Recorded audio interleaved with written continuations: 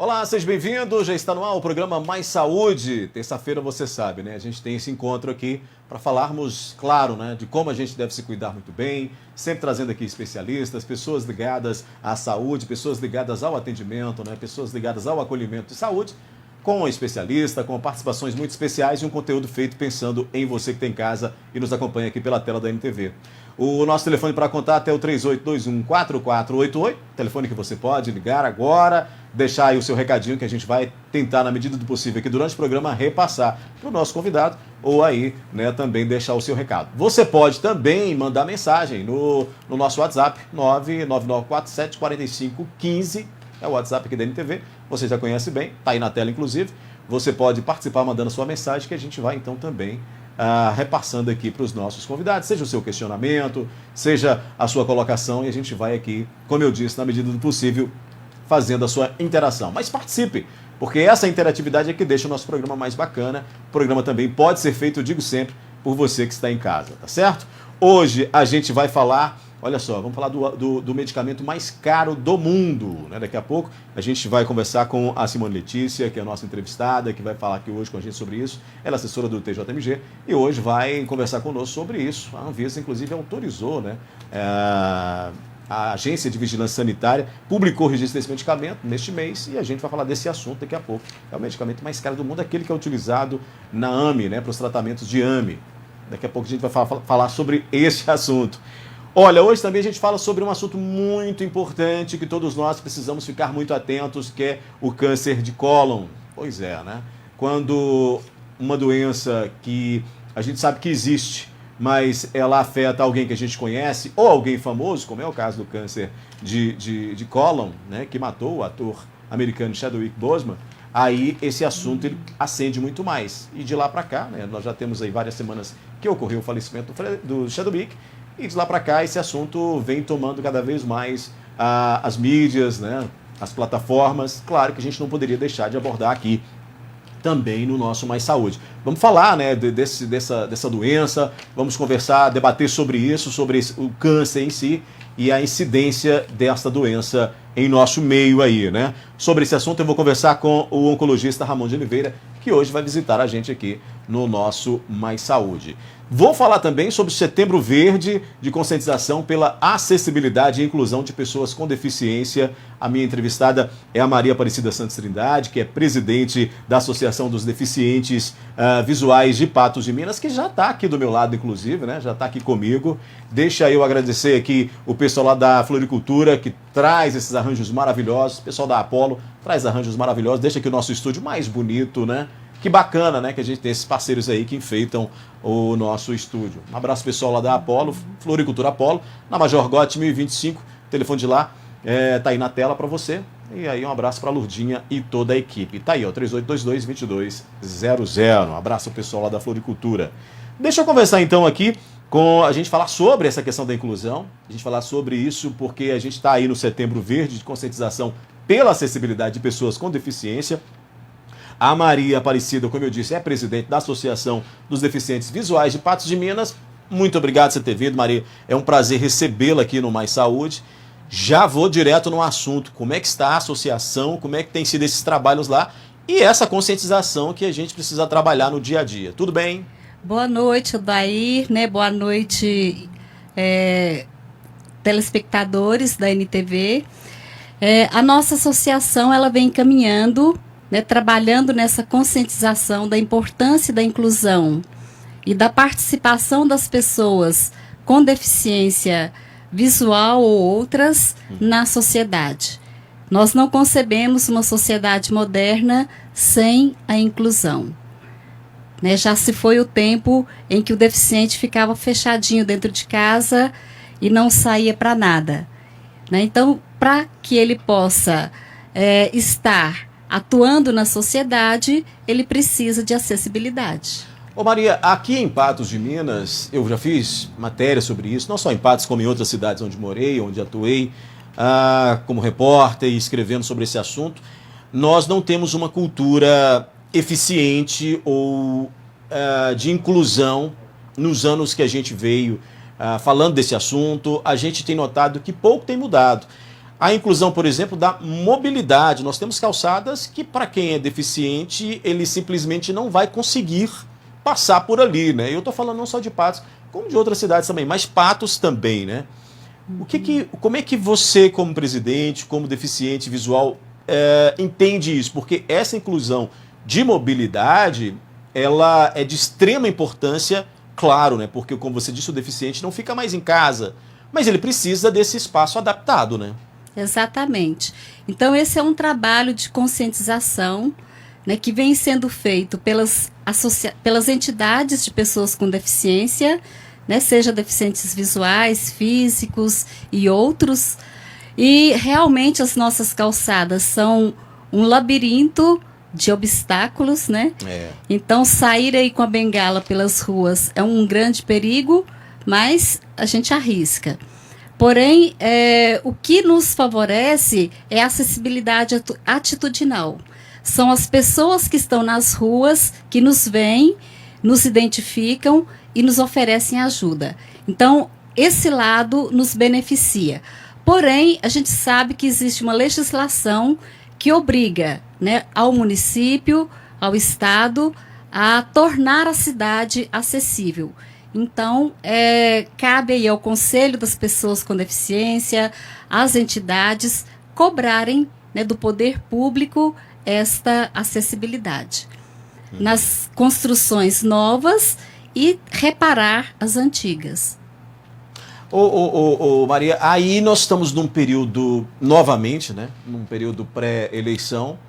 Acho que é o momento da gente cobrar desses candidatos e do futuro prefeito de Patos de Minas que reveja essas situações, né, que colocam em risco aquele que tem deficiência, aquele que tem dificuldade de se locomover, né? Odair, é verdade, nada acontece por acaso, né? Veio aí a pandemia, atrasou o período das eleições e ele inicia exatamente no Setembro Verde, que é o mês de dar visibilidade às pessoas com deficiência. Então, com certeza, as pessoas com deficiência que irão votar estarão de olho naqueles que colocarem nos seus programas a acessibilidade para a cidade de Patos de Minas. A associação, ela atua acolhendo, informando. Como é que é o trabalho efetivo de vocês hoje diante de uma demanda grande de pessoas que precisam desse auxílio?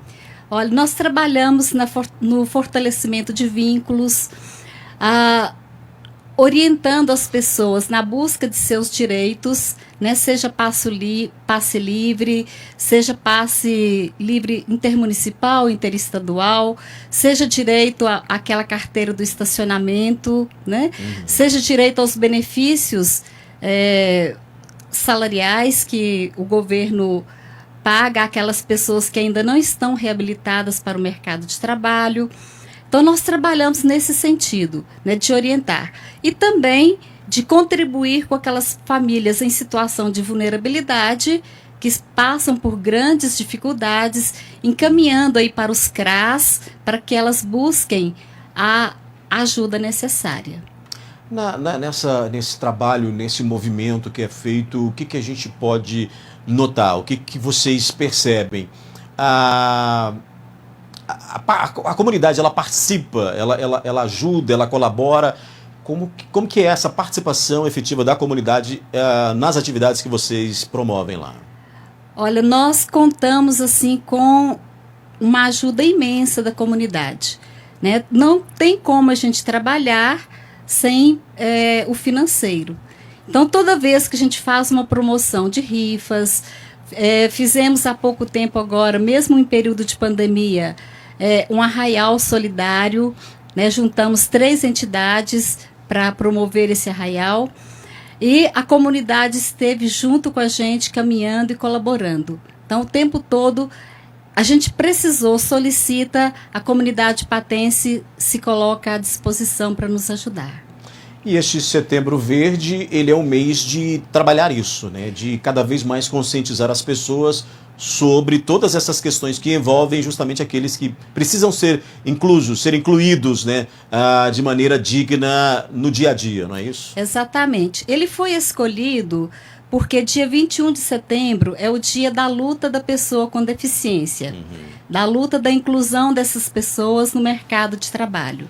Então, em 2015, a PAI de São Paulo, junto com outras entidades, resolveu criar o Setembro Verde. Isso se espalhou pelo Brasil, né? Tornou-se lei e hoje o Brasil inteiro celebra o Setembro Verde.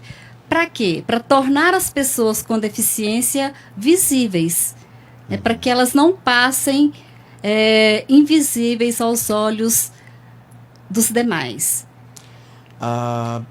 E aí a gente tem que entender que é um trabalho não só do mês de setembro, mas do dia a dia, né? Exatamente. Nós temos uma data que comemora isso, mas é um trabalho diário, um trabalho constante para as pessoas entenderem de maneira geral que, além do respeito, né, a outra pessoa que tem essa necessidade, que a gente deve se mobilizar em prol de uma causa justa, com empatia pelo próximo também. Eu acho que passando por isso a gente tem aí um respaldo maior em cima de uma mobilização como essa, né, Maria? Exatamente. Aí você está falando da acessibilidade atitudinal, né, que é aquilo que parte das relações interpessoais, né, de um ser humano para com o outro.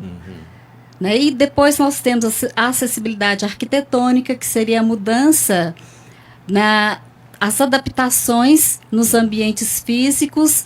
Aí entra prédios, calçadas, elevadores, residências acessíveis às pessoas com deficiência, né? Acessibilidade metodológica, que entra nas escolas, né? No caso, para o cego, o livro produzido em braille, o professor capacitado em todas as áreas da deficiência, orientação e mobilidade, soroban e etc., né? São inúmeras. Então, é o que nós chamamos de acessibilidade metodológica. A acessibilidade instrumental, que seriam as lojas de Patos de Minas estarem trazendo para Patos os instrumentos com acessibilidade. É muito melhor eu comprar um micro-ondas acessível do que eu ir lá e comprar o mesmo micro-ondas que você compra. Né? Porque para mim é muito mais complicado eu lidar com micro-ondas. Certamente. E assim, uma infinidade de outros instrumentos com acessibilidade que existem, se a gente procurar nas nossas lojas aqui, nós não encontramos. Né? Então, seria acessibilidade instrumental. A acessibilidade natural. A gente vê aí a importância do plantio de árvores. Então, que ao planejar a cidade, ao plantar árvores, que seja observada essa questão. Então, como que um cadeirante vai andar pela calçada com uma árvore no meio dela? Ou mesmo uma pessoa com uma bengala, né? Tudo isso vai se tornar mais complicado. Então, a acessibilidade natural, ela se refere à questão da natureza, o gramado, às vezes, atrapalha o cadeirante estar andando, a falta de rampas, né? Então, tudo isso a gente trabalhando essas questões, conscientizando, tomando conhecimento, buscando, né, estudando, a gente consegue tornar a nossa cidade mais acessível. Uma outra questão extremamente necessária para o deficiente visual são os sinais sonoros nas ruas. Patos de Minas não contém um sinal sonoro. Então, a gente vai atravessar a rua, é impossível atravessar sozinho. Então, temos que esperar que venha alguém para nos ajudar na travessia. Então, o sinal sonoro seria algo assim de grande importância. E houve troca há pouco tempo, né, de sinais sonoros, aliás, de sinais de trânsito, né, e não foram colocados os sinais sonoros. Não se pensou nisso, né? Ou se pensou, não fez, né? Se pensou, não fez. Então, é muito importante essa questão. Eu aperto um botão, é claro que ele vai abrir o sinal no momento certo, mas ele vai me dar um sinal dizendo que eu posso atravessar a rua. Presidente, o Gilberto, tem pergunta aqui da internet, o Gilberto está te parabenizando pelo trabalho, ele quer saber como é que as pessoas podem ter acesso para participar da associação, para ser um dos acolhidos pela associação. De que maneira, onde ele procura, telefone? Oi, Gilberto, você é muito bem-vindo, né? A nossa associação, a sede está no antigo fórum de Patos de Minas, ali na Avenida Getúlio Vargas, esquina com a José de Santana, no 2º andar.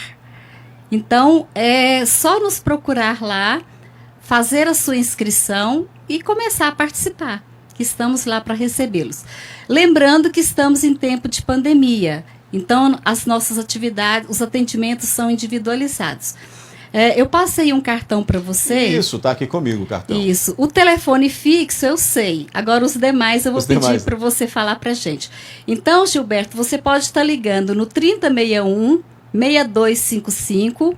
Você será atendido pela nossa secretária Lloyd e ela estará te dando as orientações necessárias. E o Odair vai te passar os demais contatos. Isso. Como ela já disse, o fixo é o 3061-6255. O telefone para contato com a Associação dos Deficientes Visuais de Patos de Minas. Também o telefone celular, que é o 99990-0910. Eu vou repetir, tá? O fixo é o 3061-6255. E o telefone celular, que você pode utilizar o seu celular, é o 99990, ou seja, são 4 9s e um 0. Outro 0910, tá certo? 99990-0910, que é o telefone celular da Associação dos Deficientes Visuais de Patos de Minas. A gente tem um momento, né, entre as várias questões relacionadas à saúde, as questões da pandemia, né? Nós vivemos em meio a uma pandemia de coronavírus, o que dificulta mais ainda a vida de quem tem deficiências, né, Maria? Como lidar com isso e como é que a associação está trabalhando isso? Porque as atividades também são afetadas pela pandemia, né? Exatamente. Então, os atendimentos presenciais, eles são feitos de forma individual. Por isso que a gente pede para a pessoa ligar, agendar o seu horário para que seja ela atendida ali pessoalmente, usando máscara, o álcool gel, né, que nós temos lá, para que ela possa estar conversando com a assistente social, que é a Marivone, com a nossa secretária, e se for preciso, me convidam que eu estarei lá também.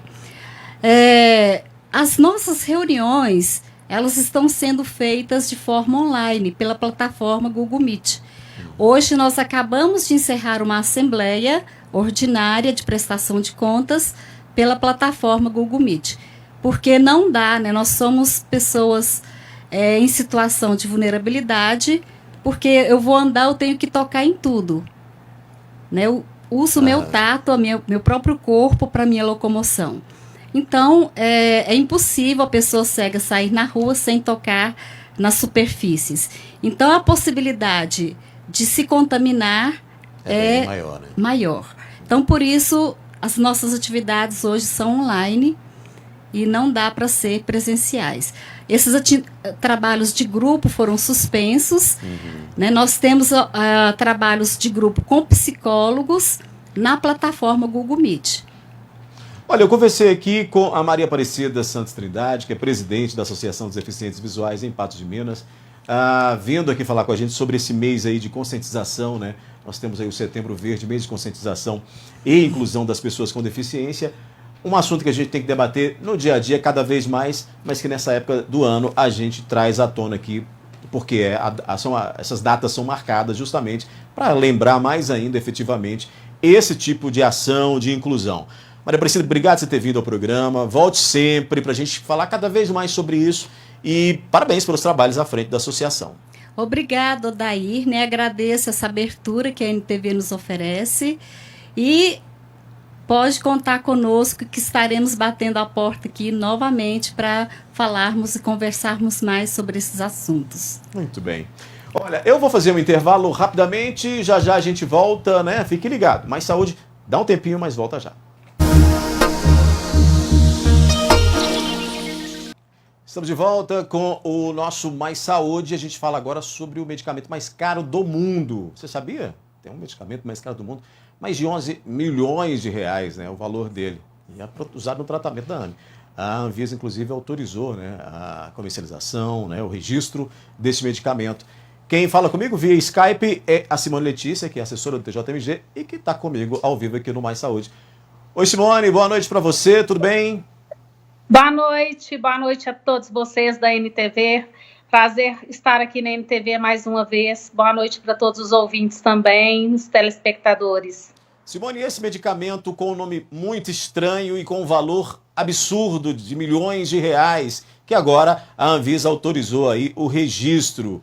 O que a gente pode falar primeiro para quem está em casa, entender do que se trata esse registro, de que isso e do que isso implica ou impacta na vida das pessoas que precisam desses cuidados aí? Ok. Esse medicamento tem o nome de Zolgensma. Zolgensma é um nome bem difícil, né? A Agência Nacional de Vigilância Sanitária, a Anvisa, aprovou recentemente. A aprovação se deu no dia 17 de agosto. Com essa aprovação, crianças de até 2 anos poderão fazer uso desse medicamento. Detalhe, o tratamento é o mais caro do mundo. Custa o equivalente, você disse 11 milhões, já é um pouquinho mais, até mesmo porque o dólar está lá em cima, né? Custa o equivalente a 12 milhões. E detalhe, é uma dose única. É um medicamento utilizado para o tratamento da forma mais grave da doença AME. AME é a atrofia muscular espinhal. É uma doença muito rara. A forma mais grave dela é a AME tipo 1 e é para crianças de até 2 anos de idade. Pelo menos inicialmente, essa aprovação da Anvisa foi para o uso em crianças de até 2 anos de idade. É uma doença rara. Para você ter uma ideia, 1 em cada 10 mil pessoas tem essa doença. Ela produz atrofia progressiva e 90% dos pacientes morrem antes de completar 2 anos de idade. Muito, muito triste. O que acontece, em linhas gerais, com essa autorização pela Anvisa? A autorização, ela foi dada em caráter excepcional. Isso quer dizer que é uma autorização que implica ainda a realização de estudos acerca da sua eficácia. A empresa responsável por tal medicamento é a Novartis. E essa empresa, ela assinou um termo de compromisso na Anvisa, assumindo a obrigação de enviar análise sobre a efetividade do medicamento. Eu falo muito nas minhas palestras que hoje em dia nós temos que valorizar muito a chamada medicina baseada em evidência. Então, eu acredito que essa medicina baseada em evidência, que é exatamente o estudo para ver até que ponto esse medicamento está sendo eficaz, essa medicina baseada em evidência, ela será muito útil nesse caso. E também a Novartis se comprometeu a promover ensaios clínicos com pacientes brasileiros, graças a Deus, né? Então, que bom que alguns pacientes brasileiros, né, poderão fazer parte desse ensaio clínico. Para você ter uma ideia, o primeiro caso no Brasil que a gente viu, pelo menos foi uma repercussão muito grande nas redes sociais, foi o caso da criança de nome Marina Moraes. A Marina Moraes, ela completou 2 anos no dia 1º de setembro, bem recente. Só que ela conseguiu receber o medicamento no dia 7 de agosto. Então, dias antes dela dela completar 2 anos, a família conseguiu o medicamento. Não conseguiu esses 12 milhões do dia para a noite, não, tá? Assim que descobriram que ela tinha essa doença rara, eles tentaram arrecadar dinheiro nas redes sociais. Fizeram várias vaquinhas virtuais. E a Marina teve muita sorte, que ela conseguiu o apoio do DJ Alok, da Sabrina Sato, do Ronaldo Fenômeno e de outras pessoas, de outros artistas e de jogadores de futebol. Então, conseguiram arrecadar a tempo esses 12 milhões e ela fez esse uso do medicamento no dia 7 de agosto. Simone, e para você ter uma... Tem uma pergunta aqui da internet, olha só, o Olavo está dizendo o seguinte, que se com esse registro aprovado pela Anvisa, ainda que excepcional, se isso vai ajudar as famílias a, por exemplo, judicializar e o Estado ser obrigado a custear esse medicamento no Brasil. Ótima pergunta. Na realidade é o seguinte, quando a gente fala aí o Estado a custear, a primeira coisa que nós vamos lembrar, o artigo 196 da Constituição Federal, ele é muito claro, né? O Estado, ele tem que fornecer o direito à saúde para a população. A saúde é direito de todos e cabe ao Estado fornecê-lo. E quando eu digo fornecê-la, quando eu digo saúde aí, e Estado, seria o Estado dos 3 entes da Federação, Estados, município, União, Distrito Federal. Só que essa questão de medicamento de alto custo já tá definido em linhas gerais que seria em face da União. Entretanto, isso foi decidido de forma em caráter liminar e o mérito dessa questão do medicamento de alto custo, ele ainda será julgado. Isso quer dizer o seguinte, que no que tange a medicamento de alto custo, sempre o município joga para o Estado joga para o município, a questão da solidariedade dos entes públicos, né? E agora, eles estão jogando para a União, exatamente por causa dessa questão do Supremo Tribunal Federal. Entretanto, né, isso ainda está sendo discutido, principalmente porque ainda há uma repercussão geral que será definida melhor em relação ao mérito, entendeu?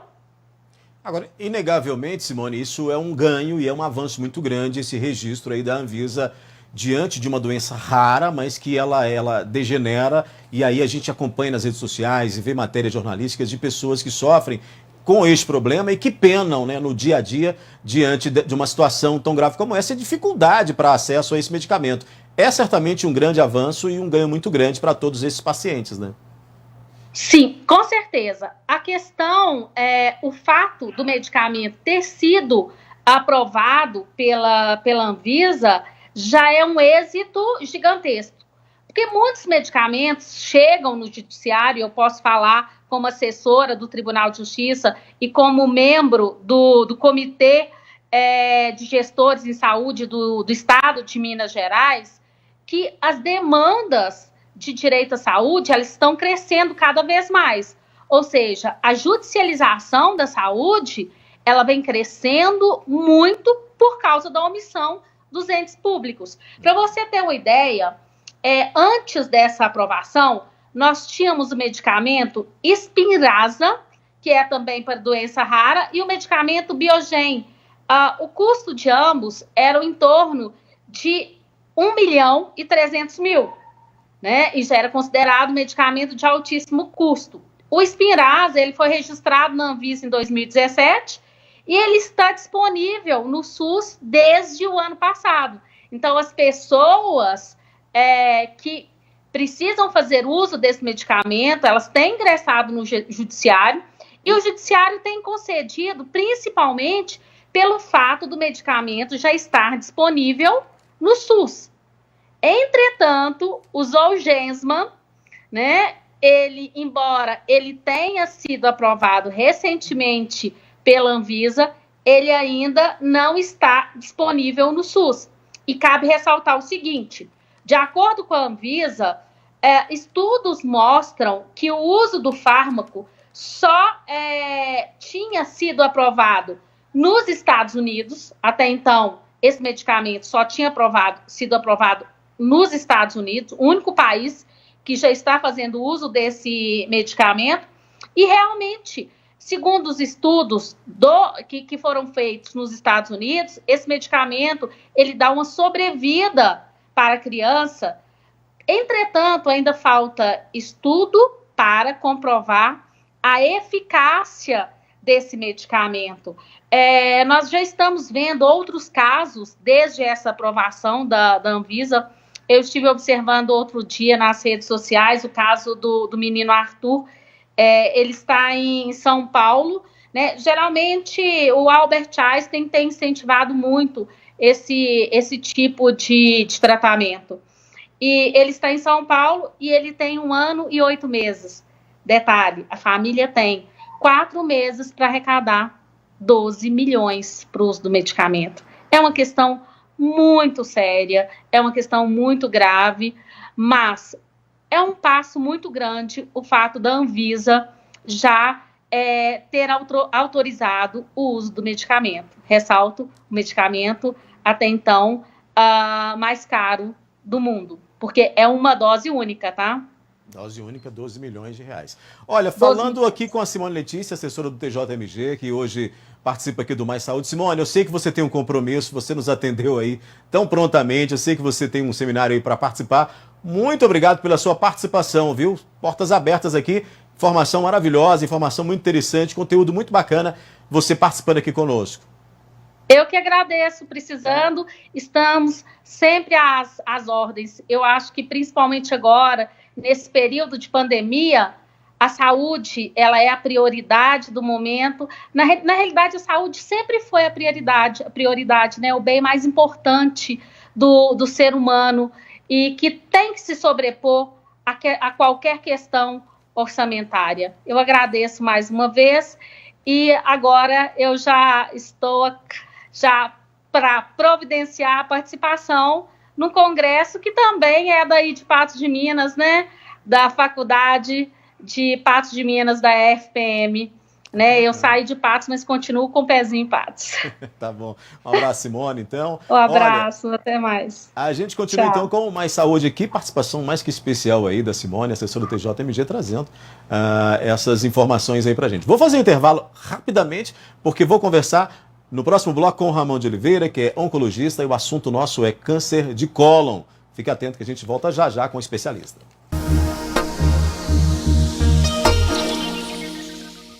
Estamos de volta com Mais Saúde. Nosso assunto agora é cólon, aliás, câncer do cólon. Pois é, né? Sobre esse assunto tão importante que a gente precisa debater e esclarecer cada vez mais, estou aqui com um especialista no assunto, que é o Ramon de Oliveira, que é oncologista. Doutor Ramon vem nos visitar hoje. Doutor, seja bem-vindo ao programa. Primeira vez que a gente se encontra aqui no Mais Saúde e sempre é importante a gente receber especialistas, oncologistas. Quando o oncologista vem aqui, a gente sabe que bate recordes de perguntas, porque as dúvidas são muitas sobre esses assuntos. Seja bem-vindo ao programa. Muito obrigado. Prazer estar aqui, falar um pouquinho da minha área, né? Para a população de Patos e região.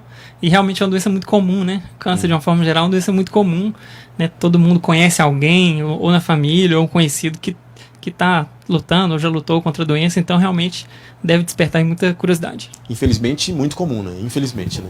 Doutor, então, o câncer de cólon ficou mais badalado recentemente pela morte daquele ator norte-americano, do Pantera Negra, né? O Boseman, Chadwick Boseman, né? Que faleceu depois de uma luta muito grande, né?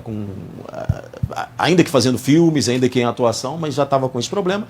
E aí chegou ao final que a doença acabou vencendo, né? Ele acabou falecendo.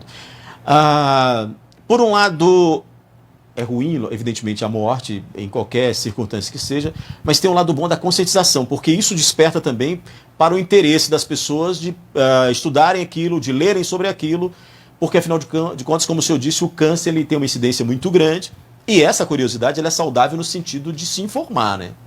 Sim, com certeza. Aconteceu agora com o Pantera Negra, né?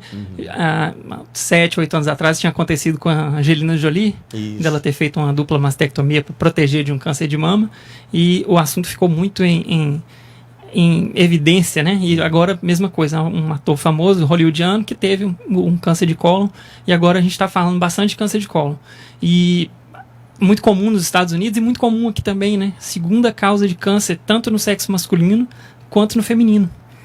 Só perde para próstata no masculino e para mama no feminino. Passou até pulmão, que era até muito pouco tempo segundo lugar entre os homens. Já era segundo lugar entre as mulheres, agora é segundo lugar nos dois. Mais ou menos 10% de todos os cânceres colo retal, né? Ou colo, ou que a gente conhece mais frequentemente como intestino grosso, ou reto, que é a parte final do cólon ali, né? Que termina no ânus.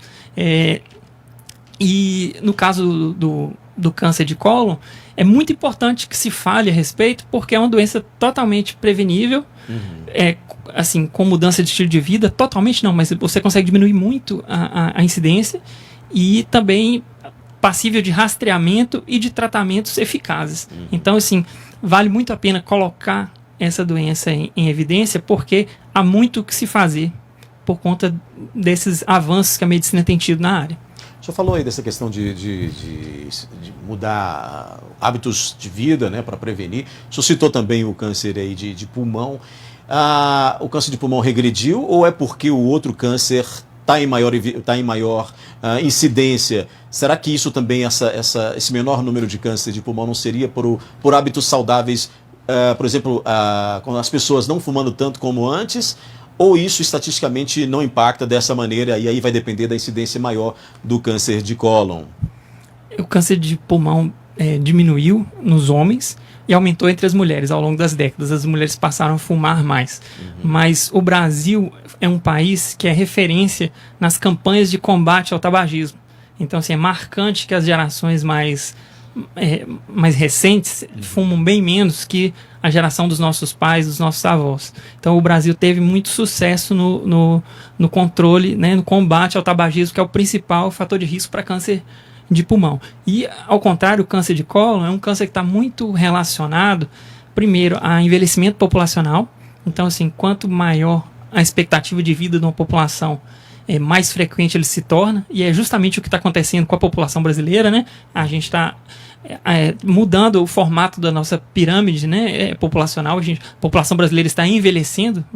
Várias vezes a gente já ouviu isso, né? A população brasileira está envelhecendo. Então, quanto mais pessoas chegam à terceira idade, maior a incidência de câncer de cólon, naturalmente. E também, além dessa consequência e até de um certo desenvolvimento social, né, porque essa população está envelhecendo porque as pessoas estão deixando de morrer jovens, há um aumento da incidência também por conta de mudança de estilo de vida. Alimentação não saudável, que a gente pode citar aqui, o que seria uma alimentação não saudável, rica em alimentos processados, ultraprocessados, defumados, muito salgados, carnes vermelhas. Então, assim, carne vermelha em quantidade moderada, grande, é um fator de risco para câncer de cólon. Salame, presunto, embutido, enlatado, esses alimentos que vêm prontos, né, batata fritas, pizzas, lasanhas, o aumento da ingestão desses alimentos aumenta também a incidência de câncer de cólon. Isso é uma realidade da nossa população, que acompanha muito a população americana, né? A gente come cada vez mais alimento pronto. Sedentarismo, que é uma realidade também das sociedades modernas. Também tem a questão do ganho de massa corporal, de peso corporal, massa gorda. Então, uma população que alimenta mal, se exercita pouco e engorda, e também faz uso de álcool e cigarro, que também são fatores de risco, é uma população que está sujeita a ter mais câncer coloretal. E é justamente o que está acontecendo com a nossa população. Está envelhecendo e desenvolvendo esses maus hábitos. Tirando aí o cigarro e a bebida alcoólica, eu já fiquei meio preocupado com todas essas questões de ganho de peso, de sedentarismo. A gente fala brincando, mas é muito sério, né? A gente tem que realmente se preocupar com isso. Doutor, acho que o senhor respondeu aqui a pergunta da Ana Maria, que ela perguntou quais são as causas do câncer de cólon. Então, é tudo isso aí, né? Essa questão da alimentação, dos cuidados com o corpo, né? Sim, a gente tem, na verdade, a alimentação um fator de proteção desde que você faça alimentação saudável. Eu acho que é importante deixar aqui o que seria, então, uma alimentação saudável. A gente falou o que não é saudável. Sim. Carne vermelha não é saudável. Claro que não é para cortar a carne vermelha da alimentação, mas diminuir. Mesclar com carne branca, né, frango, com peixe, enfim. E aumentar a ingesta de fibras, né, por exemplo, frutas, legumes e verduras, que é sempre saudável, e realmente no caso do câncer coloretal é um fator protetor. Ingerir pelo menos 2 litros de água por dia é um fator protetor. Praticar atividades físicas, né, e não engordar. Então essas seriam as coisas que o indivíduo pode fazer, porque não envelhecer não é uma boa estratégia, né? Sim. Envelhecer todo mundo, tomara que todo mundo envelheça, mas essas são estratégias alimentares e de hábitos de vida que protegem contra o câncer de cólon. E contra outros cânceres também, né? Sim, contra uma série de outros cânceres. Esses hábitos aí. Praticamente todos. O Michael, doutor, está perguntando o seguinte, quais são os sintomas de câncer de cólon, porque diz ele que sente dores abdominais e sentiu outros sintomas que disseram, ele não colocou quais, mas disseram que pode ser câncer de cólon. Aí ele, lógico, pela pergunta dele, ele não foi no médico ainda, né? Tem a idade dele aí? Não tem a idade dele. O câncer de cólon é muito comum ali a partir da 4ª década de vida, a partir dos 40, desculpa. Nossa. Não, tudo bem. Programa ao vivo não tem jeito não. E telefone de médico vai tocar, gente. Você que ouviu o telefone tocar, médico vai tocar mesmo, não tem problema, doutor, pode ficar à vontade. A partir dos 40, 50 anos aumenta a incidência. Então, dependendo da pergunta, da idade do espectador, a gente já pode tranquilizá-lo. Então, assim, ou pelo menos fazer com que ele diminua a preocupação. Se ele tiver até 30 anos... É improvável, pouco provável. Mas quais seriam os principais sintomas? Desde sintomas bem sutis, por exemplo, uma mudança do padrão de evacuações. A pessoa que às vezes tem um intestino que funciona normalmente, passa a ficar mais constipado, ou passa a ter uma diarreia, ou às vezes começa a alternar períodos de constipação com diarreia, é um sinal precoce. É claro que ele vai ser muito valorizado se o paciente é idoso. Então, um idoso com esse tipo de queixa é uma coisa que tem que se valorizar. Se é um jovem de 20 e poucos anos, uma moça ansiosa de 20 e poucos anos, é improvável que seja, porque é bastante raro nessa faixa etária. Outros sintomas. Dor abdominal é sim um sintoma comum. Fraqueza. Às vezes sintomas sistêmicos, fraqueza, palidez, que aí no caso é a anemia, né? Porque a gente sabe que um dos principais sintomas é a perda de sangue nas fezes, e ela pode se manifestar de maneira microscópica, ela vir misturada nas fezes, de modo que a pessoa não perceba, ou até mesmo como sangramento evidente. É o principal sintoma, o que mais chama atenção, e aquele que o paciente não costuma deixar passar. Então, assim, sangue nas fezes é o sintoma clássico, mas nem todo mundo vai manifestar com o sangue vivo, visível nas fezes. Então, seriam esses, né? Fadiga, fraqueza, palidez, o próprio sangue nas fezes, dores abdominais, emagrecimento, ou, mais sutilmente, uma mudança no padrão do funcionamento do intestino. A Fátima disse que o pai dela conseguiu se recuperar, e ela quer saber se isso é hereditário, se ela corre risco. A maioria das vezes não é hereditário, é uma combinação, principalmente de fatores ambientais, mas existem sim casos hereditários, síndromes que são raras, assim como, por exemplo, no câncer de mama, que tem fator hereditário, ou seja, a mãe teve, a filha está em grande risco de ter, é minoria dos casos, é bem minoria. Dependendo da idade da mãe, assim, se foi numa idade mais jovem, aumenta um pouco a chance de ser um tumor hereditário. Mas é importante deixar, aí não tem dados também sobre com que idade a mãe teve e se tem outros familiares, principalmente de primeiro grau, que tiveram, porque aí aumenta a suspeita. Mas todo caso de câncer de colo, ele é potencialmente passível de prevenção. E eu acho que isso é importante deixar aqui no programa, as estratégias de rastreamento. Por isso que assim, é tão empolgante falar de câncer de cólon, porque empolgante no seguinte sentido de que há muito o que se fazer. É uma doença extremamente comum, né, como eu falei aqui no início do programa, segunda causa de câncer entre homens e mulheres. Uma doença que, então, assim, é um problema de saúde pública e é uma doença que é totalmente passível de prevenção, com aquelas medidas que a gente falou de melhorar a alimentação e hábitos de vida, e ela é passível de rastreamento, que é mais importante. Então, alguns, infelizmente, não são. É muito difícil fazer o rastreamento, detectar, por exemplo, um câncer de pâncreas. Não tem como, sabe? Assim, não existe uma estratégia de rastreamento. O câncer de cólon tem. Então, para essa telespectadora que está preocupada, ela precisa saber que existem estratégias muito determinadas. Que hoje, por exemplo, no Brasil, uma população de risco habitual, que não tem uma síndrome hereditária e tudo mais, ele tem duas possibilidades de rastreamento. Fazer o chamado sangue oculto nas fezes fazer anualmente. É um exame que fazem amostra única de fezes, é bem barato, bem acessível. E aí, se o sangue oculto vier positivo, partir para uma colonoscopia, que é um exame mais caro, mais invasivo, menos acessível na rede pública, ou então fazer uma colonoscopia a cada 10 anos. A cada 10 anos. Então, por que isso? Porque a maioria dos cânceres de cólon, maioria que eu falo é 90%, eles começam com um pólipo. O que é um pólipo? O pólipo é uma pequena protusão da mucosa do intestino. A mucosa é a parte de dentro do intestino, que ela cresce para dentro do intestino, como se fosse uma carninha, né, na linguagem popular.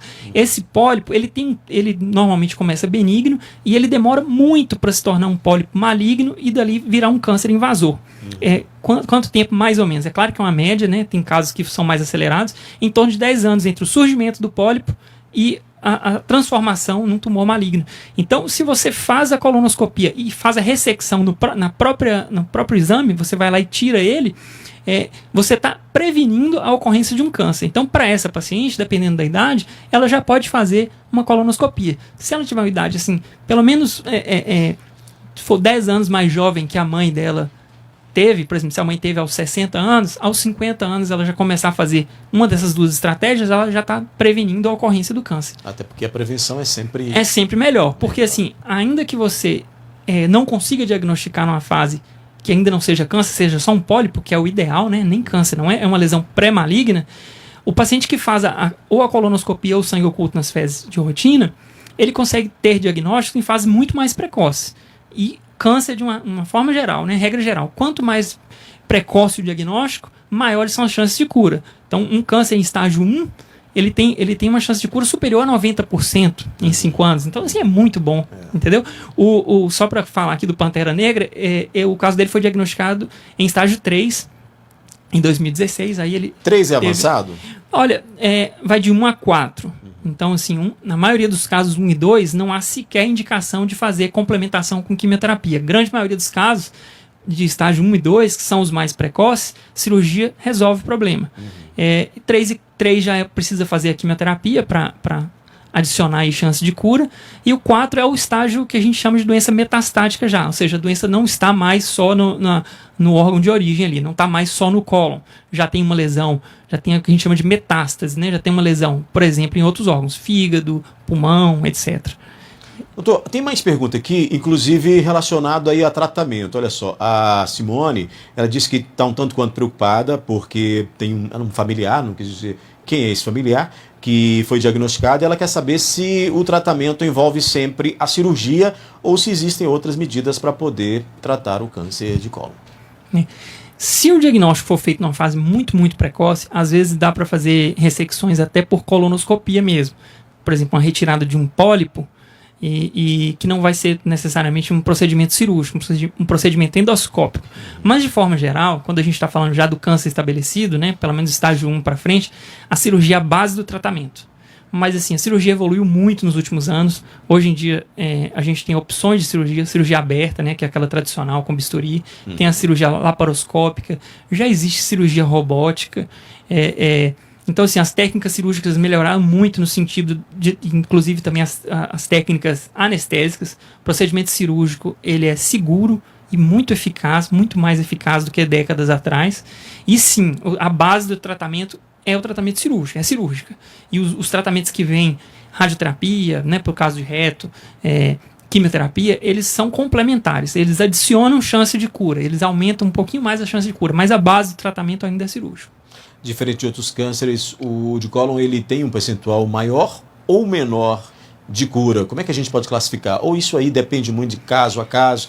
Estatisticamente é possível avaliar isso? Bastante curável em comparação com outros tumores. Por exemplo, a gente tem neoplasias que são... comparar, por exemplo, é difícil, essa comparação é meio difícil de fazer, mas o estágio 1 de um câncer de pâncreas comparado com o estágio 1 de um câncer de cólon é muito mais curável. Então, de uma forma geral, é uma doença bastante curável, e podendo chegar até assim, igual eu falei, nos estágios mais precoces, a chance de cura acima de 90%. Então vale muito a pena falar de câncer de cólon, investir em estratégias de conscientização, de rastreamento populacional, atenção a sinais de alarme, não deixar uma anemia passar despercebida, tem que ser investigada. Então, assim, é uma doença muito curável, que a gente chama de muito boa de tratar, vale muito a pena conscientizar a população a respeito do problema. E quanto antes descobrir, melhor. Melhor. Doutor, tem mais pergunta aqui da internet, tem muita pergunta aqui, esse pessoal que está participando, agradecer a todos que estão aí mandando pergunta. Tem uma aqui, que é da Carmen, ela está dizendo o seguinte: se é verdade, ela leu na internet, se é verdade que há alimentos que curam esse tipo de câncer, ou se isso é um mito publicado na internet. Não, você curar um câncer estabelecido com alimentação não procede. Em nenhum caso, né? Não. O que a gente tem é aquela questão dos fatores protetores, né? Que a gente já falamos bastante aqui, né? O que não comer, o que priorizar aí na dieta. Provavelmente ela está falando de algum tipo de suplemento, né, alguma coisa que ela viu anunciando na internet, o que também aí dependeria de uma dieta, essa é muito, né? É muito questionável, assim, não sei exatamente em que sentido, mas uma vez estabelecido, não. A alimentação, vamos dizer assim, a questão nutricional é super importante, né? O paciente manter-se bem nutrido durante o tratamento, até para tolerar uma cirurgia. Um paciente que entra desnutrido para uma cirurgia vai ter um desfecho muito pior do que o paciente que entrou bem nutrido, né? O paciente que vai fazer uma quimioterapia que é longa. Normalmente as quimioterapias que a gente faz seguintes aí ao tratamento cirúrgico, 6 meses de duração. Se ele intercorrer aí com desnutrição, os resultados deles vão ser piores. Mas alimento que cura é bastante... não procede. Muito bem. Aí, cuidado, gente, com o que se lê na internet. Cuidado com essas informações que chegam aí. Olha, tem uma pergunta aqui que eu achei interessante, doutor, porque é bom esclarecer para quem está participando conosco, porque assim, ó, a pergunta é o seguinte: o câncer de cólon é o mesmo câncer de intestino? Ela quer saber se é a mesma coisa, ou se ela está aí entendendo errado o que é uma coisa e outra. Sim, normalmente sim, porque o câncer de intestino delgado, a gente tem 2 intestinos, né? O intestino delgado e o intestino grosso. O câncer de intestino delgado é muito raro, então até para quem é da área, até para um oncologista, é muito raro a gente ver. Assim, de 4 anos aqui de Patos de Minas, acho que eu tive um caso. Então, quando você ouve falar em câncer de intestino, certamente você está ouvindo falar em câncer de cólon ou reto. Então, sim. Fica popularizado como intestino. Intestino, no caso, intestino grosso. Mas o nome correto é cólon. Colo retal, quando a gente inclui o reto. Tem uma pergunta aqui do Carlos, e tinha que ser pergunta de homem. Homem é meio medroso com dores, né? Ele está querendo saber se o exame de colonoscopia, não sei se é o que é feito lá, nesse caso, ele quer saber se é doloroso. Ele deve estar aí querendo saber para poder possivelmente buscar um tratamento. Assim, é invasivo, né? Como se fosse uma endoscopia dessas que a gente conhece aí, que faz pela boca, só que é pelo ânus.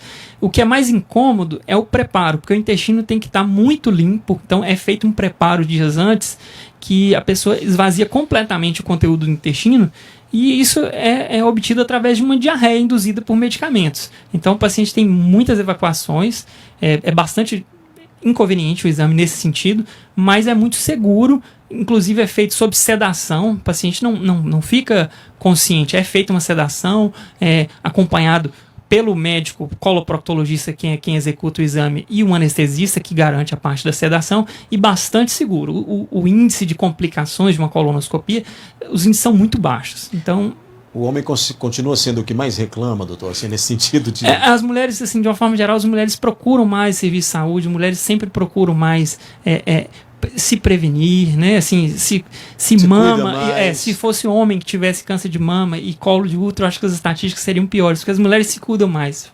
O homem sempre negligencia a saúde. Isso aí é uma coisa que é flagrante, assim, no dia a dia. E, então, assim, colonoscopia, apesar de um pouco desconfortável, principalmente a questão do preparo, é muito segura. Tem mais uma pergunta aqui da internet, deixa eu ver quem mandou, foi a Sonali. Ela quer saber o seguinte: se quem tem mais risco de contrair esse tipo de câncer é o homem ou é a mulher. Ela ouviu dizer também na internet, ela leu na internet, que os homens é que são mais acometidos desse tipo de câncer. É verdade isso? Não, tá bem empatado. Está em torno ali de quase 10% para ambos os sexos. Então, assim, a incidência anual na última relatório que o INCA, né, que é o Instituto Nacional do Câncer, divulgou, em torno de 9,2%, 9,3% dos casos de câncer por ano em ambos os sexos. Então, está empatado. Não é exatamente uma corrida, uma disputa, mas está bem empatado. A estatística é muito parecida entre os sexos. Doutor, aí a gente tem uma situação. O senhor explicou essa situação de tratamento, né, de possibilidade de cura ser grande, mas aí a gente tem uma situação que envolve o atual momento, né, o momento atual que a gente vive, que é pandemia. E conversando com outros especialistas, outros médicos, eles falam também do câncer e estão dizendo o seguinte, que as pessoas estão erroneamente deixando de procurar o médico diante de um sintoma que pode ser um câncer, por medo da pandemia. Ocorre isso lá também no seu consultório? Há esse temor também de sua parte, porque a pandemia ela existe, ela está aí, e as pessoas estão muito preocupadas. O senhor vê assim também, que as pessoas têm resistido a procurar médicos para outras coisas que não sejam relacionadas à pandemia? Sim. A gente sabe, eu acho que para mim, na minha opinião, são 2 fatores. O poder que a mídia tem de influenciar as pessoas, né? Tanto que quando tem o caso de um ator famoso, o assunto entra em tona, né? E quando se fala só de uma doença no noticiário, as pessoas começam a negligenciar as outras coisas. E outra coisa também, a forma como vem sendo abordado, 130 mil mortes, as pessoas, que é o segundo fator na minha opinião, as pessoas têm medo de procurar serviço de saúde com a preocupação de se infectarem. Então, assim, já não estão falando tanto da doença. Eu vou achar que aquela dor abdominal que eu tenho não é nada. E eu também não vou procurar nada lá no centro de saúde, mais próximo da minha casa, ou médico, porque serviço de saúde é o lugar onde tem pessoas doentes, eu vou acabar pegando um Covid-19. Então, isso diminuiu no Brasil inteiro, no mundo todo, na verdade, existe essa preocupação. A procura por serviço de saúde por todas as causas, e com o câncer não foi diferente. A demanda não deixa de existir, a doença continua ocorrendo numa incidência semelhante. O foco é que está outro. O foco é que está outro. Então, infelizmente, tem muita gente que ou não está procurando, ou está tendo dificuldade de acesso, e então está havendo uma demanda reprimida, que é uma preocupação real das organizações de saúde, das autoridades de saúde, que depois que passar a pandemia do coronavírus, isso vai ter um boom, né, numa fase subsequente. Então, esse é o grande problema. E aí a gente vai perder a oportunidade de fazer diagnósticos mais precoces e diminuir chances de cura nas pessoas. Dr. Ramon de Oliveira, nosso convidado aqui do Mais Saúde hoje, oncologista, falando sobre câncer, né? A gente agradeceu o pessoal que mandou pergunta, porque não dá para a gente ler todas aqui, mas o doutor vai voltar certamente, o convite já está feito aqui no ar, ao vivo, né, doutor? Obrigado por ter vindo ao programa. Eu que agradeço, gosto de falar da minha área, porque é um problema de saúde pública e é uma oportunidade muito grande de falar aqui para vocês. Muito bem. Mais Saúde vai ficando por aqui. Espero que você tenha gostado do nosso conteúdo, preparado especialmente para você. Voltamos semana que vem com muito mais especialistas, com muito mais dicas, informações aí relacionadas à saúde, para que você se cuide muito bem. Semana que vem a gente está de volta.